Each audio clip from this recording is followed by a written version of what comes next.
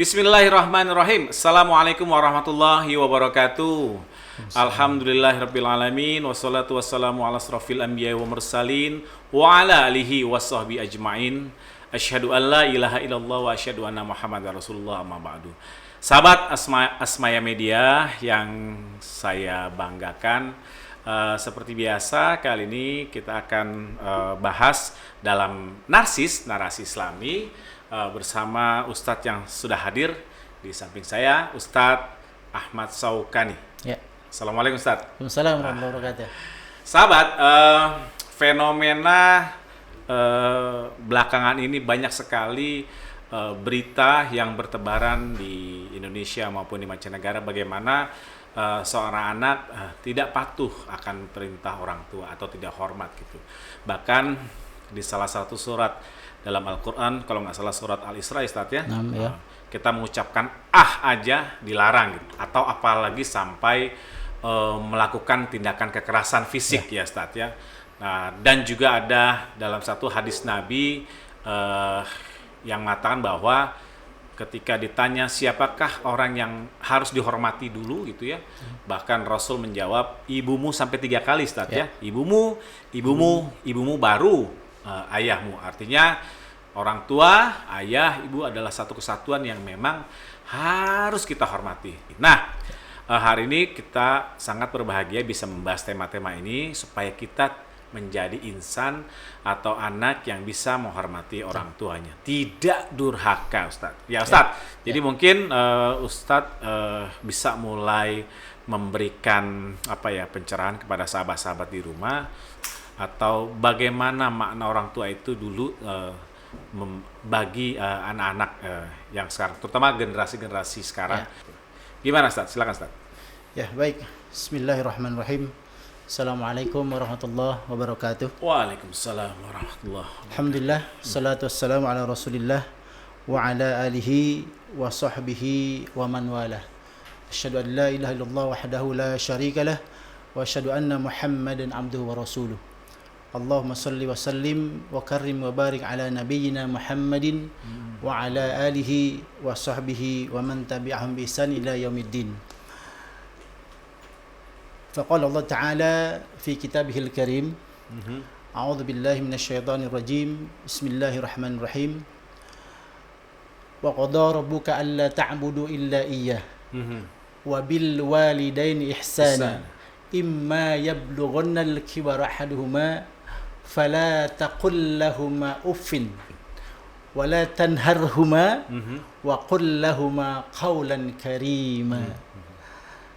Jadi Allah Subhanahu wa taala memerintahkan kepada kita untuk kemudian kita berlaku baik, memuliakan orang tua.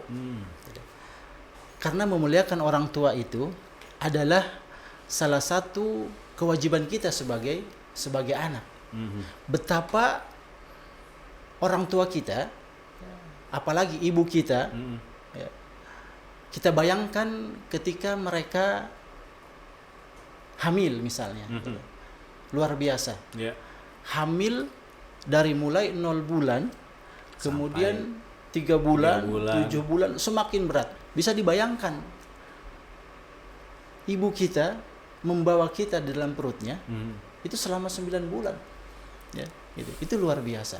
Untuk itulah kemudian Allah Subhanahu wa taala mewajibkan kita. Makanya bahasanya wa qada rabbuka.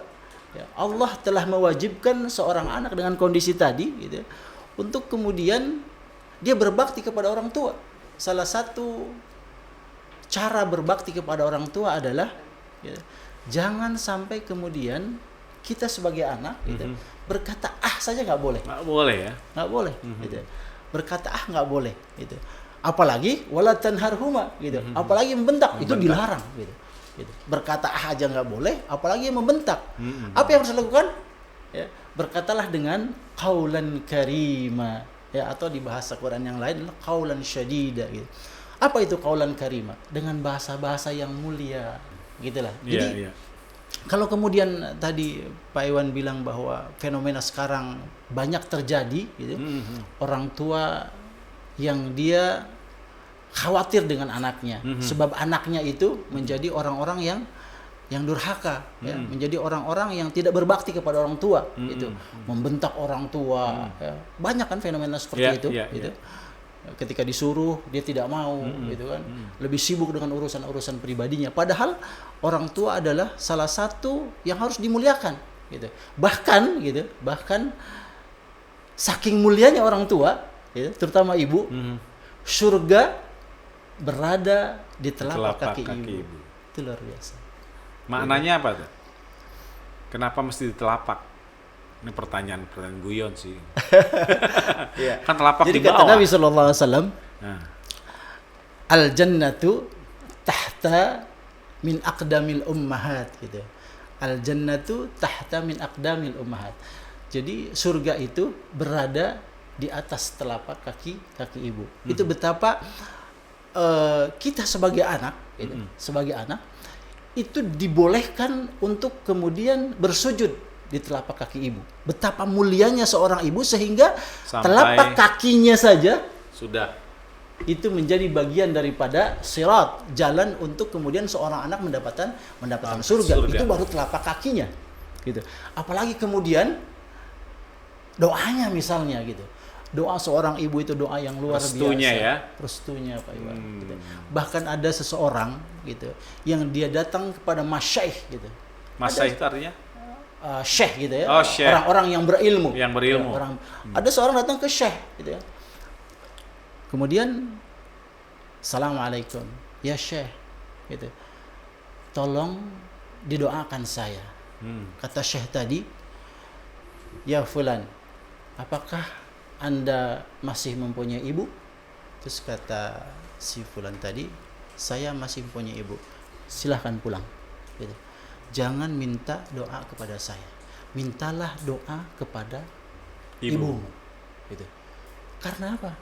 Karena doa seorang ibu untuk anaknya itu tidak ada hijab di mata Allah Subhanahu wa taala. Gitu. Artinya luar biasa. Ketika seorang ibu berdoa kepada Allah, ya Allah, ya, jauhkanlah anakku dari mara bahaya, jadikanlah anakku orang-orang yang baik, orang yang sukses, misalnya begitu, ya.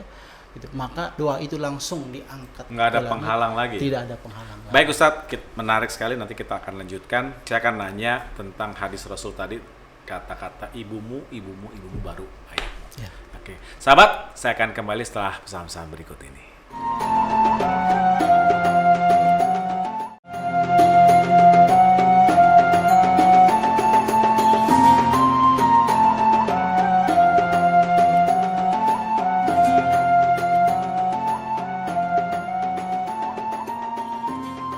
Masih di Narsis Narasi Islami, dan ada satu cerita menarik sambungan dari sahabat Nabi Alqamah yang soleh banget, gitu ya, nggak pernah meninggalkan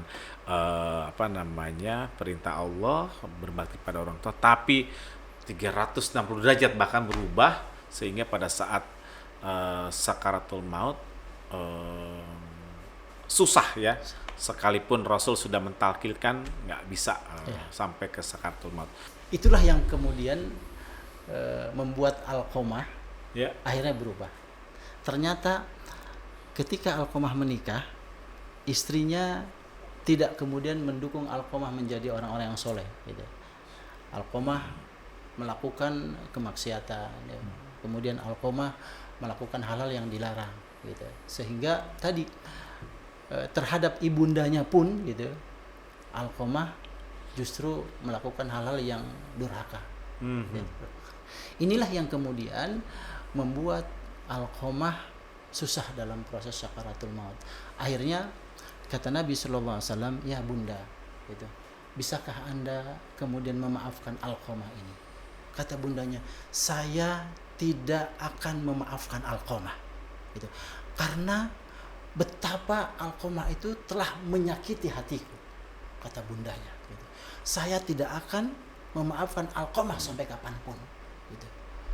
Nabi terheran-heran, apa dosa Alqamah sesungguhnya, gitu. Bagaimana caranya, gitu. Bagaimana caranya agar ibunya memaafkan Alqamah, agar Alqamah segera sakaratul mautnya selesai, kemudian dia meninggal dunia. Akhirnya setelah dibujuk, kemudian ibunya juga tidak mau, apa kata Nabi? Wahai sahabatku, ambil kayu bakar. Setelah kayu bakar itu dibakar, Alqamah angkat, masukkan ke dalam kayu bakar api itu yang sudah panas. Mendengar itu, naluri seorang ibu muncul. Walau bagaimanapun, ya, Dia anaknya juga, masih anaknya juga, ya kan? Luar biasa. Itulah kelembutan seorang ibu. Semarah apapun ibu, gitu, ketika terjadi sebuah klimaks terhadap anaknya misalnya, siapapun gitu, maka ibu pasti memaafkannya. Ibu pasti mengasihinya. Itulah seorang ibu, gitu. Makanya wajar kalau kemudian ya kita memuliakan ibu. Gitu. Kemudian setelah ibunya memaafkan Alqamah, ya, maka tidak lama setelah itu Alqamah mengucapkan kalimat thayyibah, la ilaha illallah, gitu.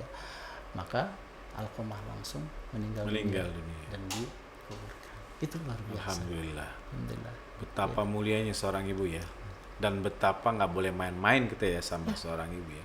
Doa dan restu ibu itu luar biasa ya. Luar biasa. Tanpa mengurangi arti penghormatan kita terhadap orang tua dengan hadis tadi gitu. Bagaimana menyikapi perbedaan anak dengan orang tua?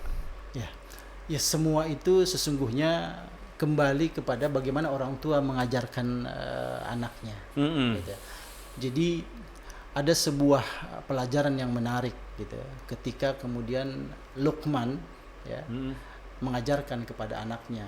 Gitu. Jadi di dalam surah Luqman, ya, Luqman itu bukan seorang nabi, gitu, bukan seorang rasul, gitu. Tetapi dia diabadikan oleh Allah Subhanahu Wa Taala di dalam Al-Quran, surat ke-31, surat Luqman, gitu.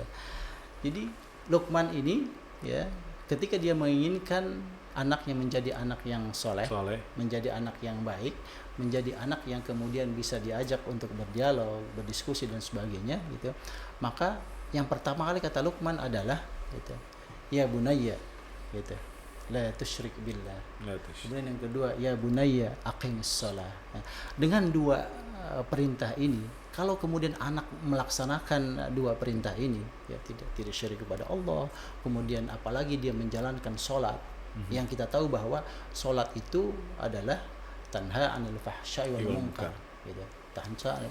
Jadi sholat itu mencegah perbuatan keji dan mungkar. Nah, ketika sholat, gitu, bagaimanapun kesusahannya seseorang, gitu, maka ketika sholat berdialog dengan Allah Subhanahu Wa Taala. Nah, sama gitu dengan orang tua. Sesusah apapun seorang anak, gitu, maka yang pertama kali yang harus diajak dialog adalah orang tua, gitu. Karena orang tua itu paham betul karakter anak, tabiat anak, gitu, ya, paham betul. Maka gitu, maka orang tua akan memberikan solusi, ya, akan memberikan jalan keluar, gitu, dengan jalan keluar yang sesuai dengan karakter dan tabiat anak itu sendiri. Gitu. Makanya memang satu hal yang penting, gitu, penting kemudian seseorang siapapun itu, gitu, untuk berdialog dengan orang tua. Karena dengan dialog itu, ya tentu tadi itu ya, bisa, ya ada jalan keluar, gitu. Ada ya paling tidak ada penyelesaian yang ahsan, baik, gitu kan, gitu, antara anak dan orang tua. Makanya penting untuk kemudian dialog. Ya, dialog dengan orang tua, apakah itu ayah atau ibu atau kakaknya, adiknya, atau mungkin lebih melebar lagi kita tetangganya, gitu, berdialog. Itu luar biasa. Ketika kita melihat anak yang melakukan perbuatan yang tidak baik, gitu ya, gitu, itu bisa dipastikan, ya, bisa dipastikan dia dialog dengan Allahnya itu rendah. Mungkin bisa jadi tidak ada dialog dengan Allahnya, gitu. Iya. Karena ini penting, gitu. Ini penting. Mungkin di episode mendatang kita bahas juga, Ustadz, orang tuanya yang sableng. Kan ada juga ya? Iya. Ada. Bukan sableng, artinya kan ada orang tua juga yang tidak memberikan motivasi ataupun contoh yang baik, gitu ya. Tapi nanti mungkin episode selanjutnya, Ustadz, ya. Setuju ya? Kita bahas ya. Benar kita. Oke. Sahabat, demikian sedikit banget waktu memang untuk ngebahas bagaimana kita bisa menghormati orang tua supaya kita tidak durhaka dengan orang tua. Tapi apa yang saya bisa ambil dari inti episode kali ini adalah kalau kita benar menjalankan perintah Allah seperti sholat, gitu ya, berpuasa, berzakat dengan tulus ikhlas, akan terjadi dialog kita dengan Allah dengan baik, karena dari situ akan merefleksikan kita jauh lebih mudah berdialog dengan orang tua gitu. Insya Allah begitu. Nah, kita akan lanjutkan di episode berikutnya di narasi Islami narsis di waktu yang akan datang. Saya pamit. Assalamualaikum warahmatullahi wabarakatuh.